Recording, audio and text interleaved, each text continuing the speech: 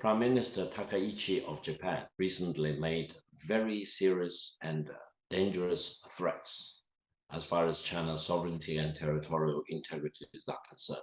First of all, she basically violated the terms upon which Japan unconditionally surrendered to China back in 1945.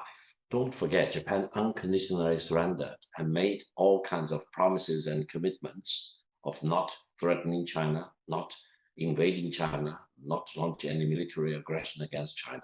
Secondly, Japan unconditionally promised in the documents leading to the normalization of relations between China and the People's Republic of China back in 1971 that Japan recognizes there is only one China and Taiwan being part of China.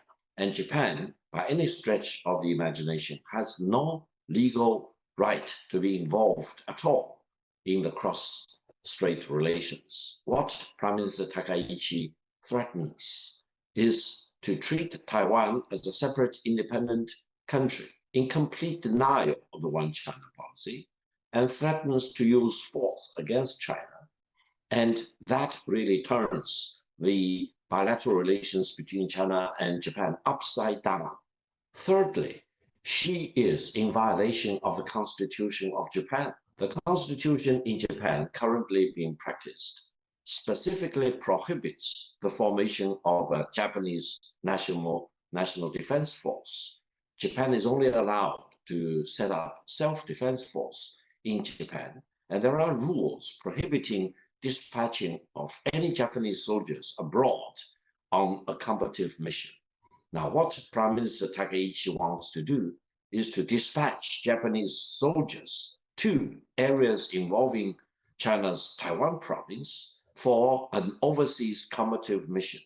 In that sense, she's a criminal under the Constitution of Japan.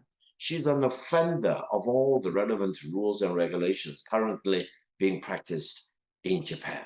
The other thing is that she completely forgets one fundamental point about the exact status of Japan within the framework of the United Nations. Because if you check very carefully the United Nations Charter, it classifies Japan, together with Germany, both of which unconditionally surrendered in 1945, as enemy states. In that sense, whatever Prime Minister Takaichi is doing may force triggering that enemy state clause within the United Nations Charter, which authorizes countries like China to take military action against Japan if China has reason to believe that Japan constitutes a threat to China.